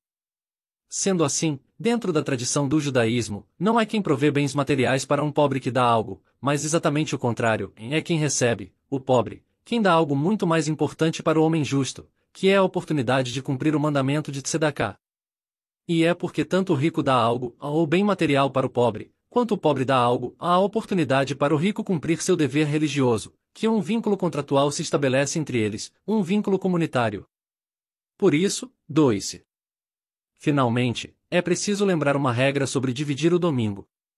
Ainda que a generosidade decorra da gratidão e que uma das formas de manifestar a gratidão seja dividindo, ser grato não é fazer algo, mas desenvolver certo sentimento por alguém que nos fez um favor, como vimos no capítulo 2, o que é a gratidão. Por isso, a gratidão é avessa ao alarde. Essa aversão está presente. Se continuarmos com o exemplo da Tzedaká, no seu mandamento os rabinos dizem que a melhor forma de cumpri-lo é com anonimato, tanto de quem dá, para que não se vanglorie, pensando que está dando algo de seu, quando está sendo apenas um veículo de Deus para que Ele distribua suas bênçãos, quanto de quem recebe, para que não se envergonhe com a caridade de alguém. O alarde indica, na maioria das vezes, não uma virtude, mas um vício moral, a bajulação, e corrompe o sentido da própria gratidão. É próprio do bajulador e daquele que, estando falsamente agradecido, quer se passar por agradecido, manifestar de maneira excessiva a sua falsa gratidão para instituir um direito em seu lugar, como se uma declaração pública de dívida fosse suficiente para saldá-la. Na verdade, o sentimento produzido na pessoa grata não gera o desejo de quitar a dívida. O que ele gera é amor. 6. Celebre seu aniversário. Existem várias cerimônias de gratidão em todo o mundo. O Thanksgiving, a ação de graças, que celebra a fartura da colheita no Novo Mundo, é uma das festas mais importantes dos Estados Unidos da América e é celebrado na última quinta-feira de novembro, dando início aos chamados Holidays, a festas de fim de ano. Os judeus têm o Agomel, sobre o qual falamos no capítulo 3, a por que ser grato, mas quase todos os festivais judaicos são cerimônias de gratidão, como o Pesach, a Páscoa, que celebra a libertação do povo de Israel do Egito, o Shavuot, a Pentecostes, que celebra o fim da colheita e a entrega da Torá a mandamentos no Monte Sinai, e Hanukkah, a festa das luzes, que celebra a rededicação do Templo de Jerusalém após a vitória da revolta dos Macabeus. Há também cerimônias particulares de celebração da gratidão. Há um casal que, em seu aniversário de namoro, estão casados há 40 anos, mas ainda agradecem a presença de um na vida do outro no aniversário de início de seu namoro, reúne filhos e netos para agradecer. Nesse dia, o brinde é feito não com champanhe, mas com um conhecido refrigerante sabor laranja, porque, quando começaram a namorar, há mais de 40 anos, era comum que o rapaz fosse à casa da moça para pedir autorização a seus pais para namorá-la, e, no caso deles, o que foi servido naquela noite foi o dito refrigerante. O refrigerante esteve presente no momento inicial de seu relacionamento, e por isso ele tem um papel especial na memória e na celebração da gratidão pelo casal. Há o caso de um homem que, curado de um câncer há muito tempo, visita anualmente os enfermeiros que cuidaram dele em sua quimioterapia no dia em que recebeu a notícia de que estava curado. Não os médicos, de quem todos se lembram, mas os enfermeiros, de quem infelizmente nos esquecemos quando somos curados. Criar uma cerimônia de gratidão é anular a força anestesiante que o cotidiano tem sobre nós e que nos inclina à automatização e ao esquecimento. Para criar uma cerimônia particular de gratidão que o tempo não atenue, é preciso, em primeiro lugar, encontrar um motivo para celebrar. A aquisição de um carro novo provavelmente não é um motivo para isso, mas entrar em remissão no caso de um câncer é um forte candidato à gratidão ano após ano. Em segundo lugar, é preciso pensar em um rito específico para a cerimônia. Há elementos e ações que rememoram o fato, como tomar o refrigerante de laranja no caso do casal ou a visita anual aos enfermeiros no caso da remissão de um câncer. É preciso definir quem participa dela, se será só você, você e alguém mais, você e muitas pessoas.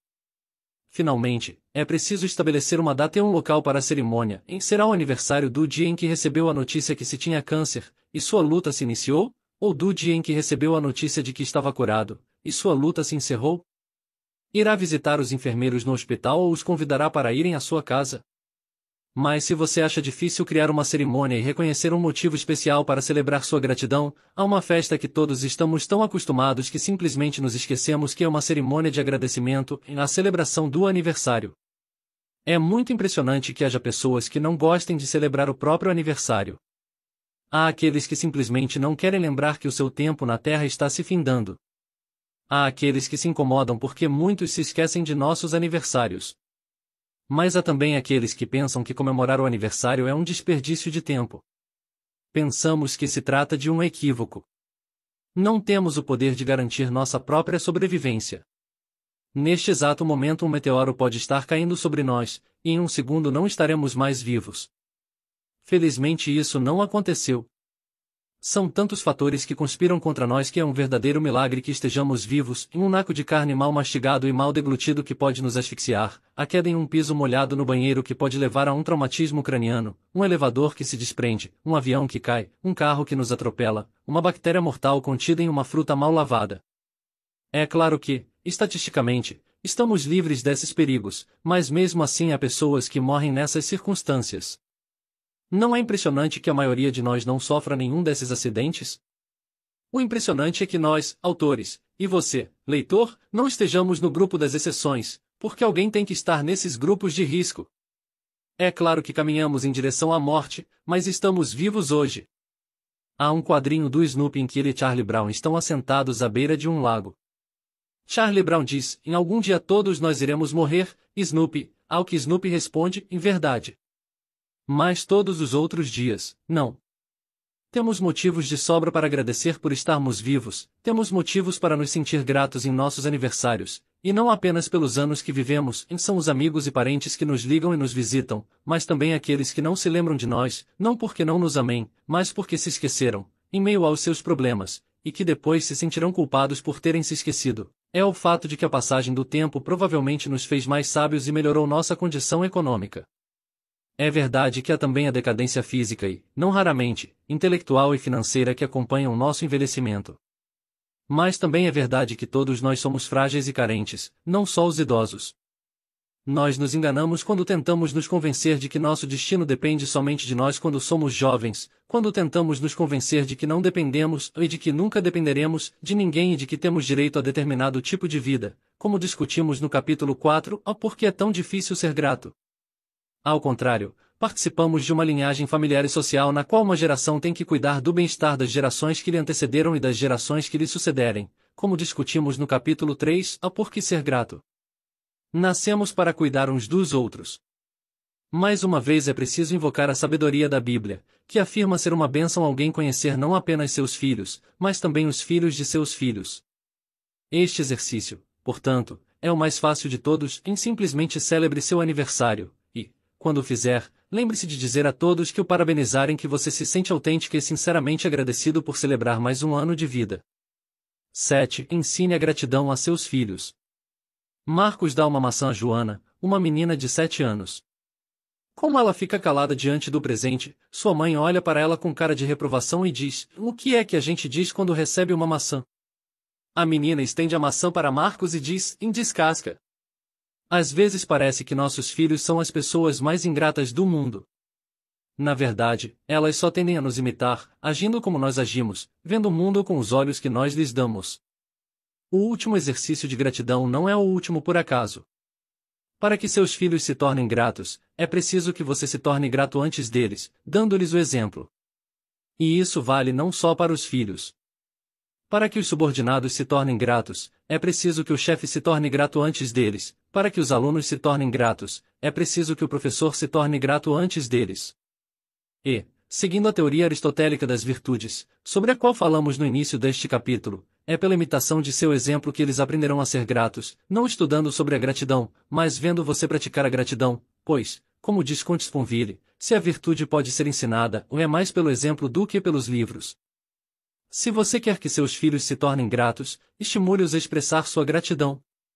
Estimule-os a agradecer com um cartão por um convite dos pais de um colega para passar o final de semana com eles, ou por um presente de aniversário.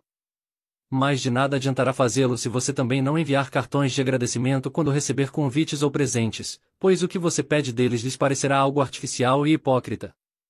Peça-lhes também para ficarem um dia sem reclamar ou para escreverem um diário de gratidão. Mas se você não fizer isso antes de exigir que façam, tudo lhes parecerá insincero e sem sentido. Outra possibilidade é inspirar-se no mandamento de Tzedaká, de que falamos no exercício 5, a dívida ou dom. Há muitas maneiras de cumpri-lo, mas uma em especial é muito interessante. Há, em muitas residências judaicas, um pusk, a caixa de Tzedaká, um pequeno cofre que fica estrategicamente colocado de modo que todos os membros da casa tenham acesso a ele. Isso estimula as crianças a se envolverem com o mandamento. Você e seus filhos podem colocar nela o troco da padaria ou da lanchonete da escola, e pode combinar com seus filhos que, ao final do mês, o dinheiro que estiver na caixa será doado para uma boa causa. Mas a caixa de Tzedaká pode ter outra função com seus filhos. Se eles forem muito novos para entenderem o que é a gratidão e por que ela é importante, será preciso dar um estímulo extra para eles se engajarem no exercício. Você poderá fazer isso usando o que chamamos de uma caixa de Tzedaká invertida. Coloque uma quantia em dinheiro, em cédulas ou moedas de pequeno valor, dentro da caixa. Combine com a criança que ela irá passar um dia inteiro sem reclamar. Cada vez que reclamar, ela perderá uma quantia do dinheiro que estiver na caixa. O dinheiro que sobrar ao final do dia será dela. Isso ajudará a conscientizar-se acerca de quanto ela reclama a cada dia.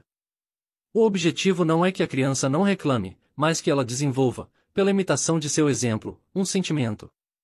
Por isso o importante é que você dê o exemplo. Se ela ficar um dia sem reclamar, você deve fazer o mesmo. E quando você for escrever seus cartões de agradecimento, estimule-a a fazer o mesmo junto com você e depois vá com ela aos correios. Permita que ela aprenda com seu exemplo em tudo o que fizer de bom. Bônus. Como agir com os ingratos. Afastar-se dos ingratos. Immanuel Kant dizia que gratidão consiste em honrar uma pessoa em virtude de um ato de benemerência que nos dispensou e que ela é um dever, quer dizer, não é meramente uma máxima da prudência, não algo que seja meramente aconselhado, mas um mandamento de cumprimento obrigatório. No entanto, como observou Jean-Jacques Rousseau de 1712 a 1778, a gratidão representa um dever que se deve cumprir, mas não um direito que se possa exigir. Não há como impedir que as pessoas sejam ingratas, conosco ou com os demais. Devemos, inclusive, contar com a ingratidão da maioria das pessoas, como sugerimos no capítulo 4, Por que é tão difícil ser grato. Há uma história no Evangelho de Lucas que ilustra bem isso, o encontro de Jesus Cristo com um grupo de 10 leprosos. Jesus os curou e pediu-lhes que procurassem um sacerdote em Jerusalém, para que ele atestasse a cura e os declarasse purificados, como exigia a lei de Moisés. Lucas conta que um dentre eles, vendo que estava curado, voltou dando glórias a Deus em altas vozes. Lançou-se de rosto em terra aos pés de Jesus, rendendo-lhe graças. Ora, era um samaritano. Então Jesus disse: acaso os 10 não foram todos purificados? E os outros 9, onde estão? Não se achou ninguém entre eles para voltar e dar glória a Deus, a não ser este estrangeiro. A ingratidão é mais comum que a gratidão, e é prudente contar com ela. Se, com Jesus, apenas 10% dos leprosos foram gratos, imagine como será com você e conosco. Que a ingratidão é mais comum também é o que ensina a fábula O Viandante Viajante e a Víbora, de Esopo. Um viajante encontrou uma víbora congelada durante o inverno. Sentindo pena do pobre animal, ele a colocou sob sua roupa para aquecê-la. Quando se descongelou, a víbora picou o viajante, que aprendeu tarde demais a contar com a ingratidão dos outros. Sendo assim, é preciso saber reconhecer o ingrato, e a parábola do filho pródigo ajuda-nos a reconhecê-lo e a entender a dinâmica que conduz algumas pessoas da ingratidão à gratidão. Contou Jesus que um pai tinha 2 filhos. O mais moço disse ao seu pai: Pai, dá-me a parte dos bens que me cabe. E o pai fez para eles a partilha dos seus bens. O filho mais moço partiu para longe do pai e gastou todos os seus bens, até se encontrar em uma condição de indigência. Não tendo sequer alimento, ele pensou: enquanto os operários de meu pai têm pão de sobra, enquanto eu aqui morro de fome. Vou ter com meu pai e lhe direi: Pai, pequei contra o céu e contra ti. Já não mereço ser chamado teu filho. Trata-me como a um dos teus diaristas. Quando ele vinha ao longe, o pai correu emocionado até o filho e o abraçou. O filho mais moço começou a dizer o texto que decorara: Pai, pequei contra o céu e contra ti. Já não mereço ser chamado de teu filho? Antes que o filho completasse a frase, pedindo que o tratasse como a um servo, o pai o interrompeu e pediu a seus servos que o vestissem com a melhor roupa possível e que preparassem um banquete para ele. Quando o filho mais velho chegou, ficou amargurado, reclamando, e disse ao pai: Já faz tantos anos que eu te sirvo sem ter jamais desobedecido às tuas ordens, e a mim nunca deste um cabrito sequer para festejar com meus amigos. Mas quando chegou esse teu filho, mataste o bezerro gordo para ele. O pai então respondeu que o filho mais velho sempre estivera com ele, mas o mais novo era como um morto que voltará a viver, e era preciso comemorar esse fato. Podemos fazer uma leitura dessa parábola a partir do tema da gratidão, sem prejuízo das outras leituras dessa pérola narrativa. Aqui há um primeiro indício de quem é o filho ingrato. O ingrato diz que ele tem direito ao que recebe, e isso ocorre tanto com o filho mais novo, que pede que o pai divida a herança antes mesmo de sua morte, quanto com o filho mais velho, que se amargura porque entende que teria direito a um cabrito e a muitas outras coisas, como fica subentendido. Há outro indício da ingratidão de ambos os filhos, e aparentemente, eles achavam que podiam sentir mais prazer longe do pai do que perto dele, o filho mais novo, que partiu para longe do pai em busca de prazer, e o filho mais velho, que desejou celebrar com seus amigos, e não com seu pai, mas nunca teve coragem de fazê-lo. Mas há uma diferença entre ambos os irmãos. O filho mais novo descobriu, ao final, que não são simplesmente os bens materiais finitos do pai, mas o trabalho, a ação infinita realizada pelo dono da fazenda, ao pai, que provia tudo para ele. O filho mais velho, no entanto, viu-se como se ele próprio fosse a causa da abundância dos bens do pai, ou, pelo menos, um fator essencial para seu sucesso. Por isso, há uma dinâmica diferente entre ambos. O filho mais novo tem sua soberba vencida, enquanto o filho mais velho não muda seu sentimento. O filho mais novo passou da ingratidão à gratidão, enquanto o filho mais velho continuou tão ingrato como sempre foi, só não teve oportunidade em que manifestasse sua ingratidão antes, não se vinculando nem ao pai, nem ao mais novo, a quem ele não chamou de irmão, mas de esse teu filho. O filho mais novo, ao contrário, em total dependência, se mostrou disposto a vincular-se novamente ao pai, mesmo na condição de servo, se fosse a única que lhe restasse. Já que não podemos evitar que as pessoas sejam ingratas conosco, há muitos modos de se lidar com ingratos. Antes de mais nada, alguém que age com ingratidão é alguém que também age com estupidez, com certa inabilidade para o trato social, pois lhe teria sido muito mais útil se, mesmo não se sentindo grato, aparentasse sê-lo. Por que você quereria se aproximar de alguém que tem não uma, mas duas falhas graves, a ingratidão e a inabilidade social? A primeira maneira de se lidar com pessoas ingratas é se afastando delas, porque são egoístas e ineptas, incompetentes para a vida, como já observou Goethe, para quem a ingratidão é sempre uma forma de fraqueza. Nunca vi homens competentes serem ingratos. Ingratidão é coisa de quem não pensa. O monge Ansel Gru nos lembra que quem pensa devidamente é também grato. A pessoa ingrata não pensa corretamente em sua vida. Não se trata de fazer um sermão para essas pessoas, o que geralmente é inútil, pois, se são soberbos, por que deveriam ouvi-lo, mas simplesmente de se afastar delas aos poucos. A sabedoria bíblica no livro dos Provérbios recomenda: e não te faças amigo de um homem iracundo, nem andes com o violento, para que não te habitues aos teus caprichos, nem armes uma trampa armadilha para ti mesmo. O mesmo vale com o ingrato. Servir os ingratos. Se essa estratégia vale para alguns ingratos, não vale, no entanto, para todos. Por exemplo, como agir com um filho ingrato? Dificilmente um pai ou uma mãe abandonariam um filho ingrato, e sempre se conta com a possibilidade de que o filho ingrato aprenda com seu erro e acabe se tornando grato. Mas até lá, como devemos proceder? Identificado um ingrato a quem amamos, como um filho, uma maneira de agir é aplicar na relação com essa pessoa um princípio básico do hinduísmo chamado Swadharma. Começamos este livro contando a história do arqueiro Arjuna, que, ao se deparar com amigos, parentes e mestres nos dois lados da batalha, ficou imobilizado, pois não queria ser ingrato com nenhum deles. Krishna, então, disse-lhe que deveria aplicar Swadharma à sua ação para que pudesse compreender de modo mais claro o que de fato estava envolvido. Arjuna deveria fazer o que Krishna lhe pedia, engajar-se com seu arco e flecha ao lado dos Pandavas, simplesmente porque esse era o desejo de Krishna, independentemente das consequências da ação para o próprio Arjuna. Swadharma significa agir com desapego pelas consequências da ação, sem ter em vista a retribuição que dela pode advir, porque essa é a coisa certa a se fazer. É o apego às consequências da ação que produz a confusão em nossa mente e nos impede de agir corretamente. Krishna disse: cumpra o seu dever, ainda que seja humilde, e não o dever de um outro, ainda que seja grande.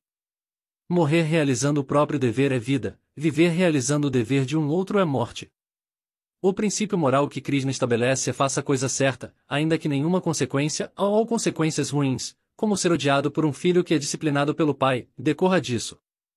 E fazer a coisa certa é fazer o que é necessário para alguém, não necessariamente o que essa pessoa deseja, como ensina James Hunter no clássico da literatura corporativa O Monge e o Executivo. Como líderes, os pais devem servir às necessidades de seus filhos, mesmo quando não correspondam a seus desejos, e mesmo quando não se mostrem agradecidos pelo seu comportamento. Essa ideia estrutura ainda o budismo clássico. No Dhammapada, Buda reivindica para seus discípulos que eles expressem amor entre os homens que os odeiam e que, em suas ações, eles devem abandonar a raiva e abrir mão do orgulho. O sofrimento não pode ferir o homem que não está preso a nada, que nada possui. Quem não tem nada, nem soberba, nem orgulho, nem raiva, nada pode perder. Há uma história de Malbataran, chamada Ingratidão Exigida, que ilustra isso. Um viajante presenciou um velho sheik atirar um punhado de moedas de ouro aos pés de um mendigo. O mendigo gritou: "Allah te castigue, velho nojento! Longe de mim, podridão! Possa o fogo do maligno livrar-nos de tuas mãos pestilentas." Ao ouvir isso, o viajante estava prestes a espancar o mendigo em represália ao que ele dissera a seu benfeitor, quando o mendigo lhe pediu que não batesse nele, pois era o sheik que exigia dele esse comportamento. Não acreditando, o viajante perguntou ao sheik se isso era verdade, e este respondeu. Não lhe mentiu o mendigo. Foi o mesmo que lhe impus, não só a ele, senão a todos a quem valho, aquele modo de proceder. E a minha exigência não passa de um egoísmo gerado pela minha filantropia. Não tem conta os lábios sedentos a que cheguei um púcaro vasilha d'água, de todos, porém, estancada a sede, só recebia as mais cruas provas de ingratidão. Passada a hora da necessidade, passava a lembrança do benefício. A princípio, meu filho, e doíam-me as injustiças daquele que eu beneficiava, vinham-me ímpetos de transformar os meus sentimentos de piedade nesse indiferentismo com que a maioria dos homens aprecia as misérias de seus semelhantes. Repudiando, porém, essa fraqueza, e que me assaltava quando me feria uma ingratidão profunda, deliberei habituar-me a receber tais pagas. Comecei a exigir, de todos quantos receberam qualquer auxílio meu, que me deem desde logo o que iriam dar mais tarde, em uma ingratidão como paga. Nem havia mais surpresa e sofrimento para o sheik, nem ele deixava de fazer o que era o certo, e isso é Swadharma. Krishna ensinou a Arjuna que um dom é puro quando é dado de coração para a pessoa certa, na hora certa e no lugar certo, e quando não se espera nada em troca. Mas quando é dado esperando-se algo em troca ou tendo-se em vista uma recompensa futura, ou quando é dado sem se desejar dar, ele se origina da paixão e é impuro. E um dom dado à pessoa errada, na hora errada e no local errado, ou que não venha do coração, e é dado com desprezo orgulhoso, é um dom da escuridão. Para quem não espera ser recompensado, o destino é-lhe sempre favorável. Faça o certo, sem esperar recompensa por isso. Se somos odiados por aqueles a quem amamos, devemos amá-los, e não os odiar, servi-los em suas necessidades, e não os abandonar à própria sorte, pois se perto deles é difícil corrigi-los, que dirá longe. O nome disso é amor. O nome disso é graça. O nome disso é gratidão. Um dia sem reclamar, Davi Lago, Marcelo Galupo.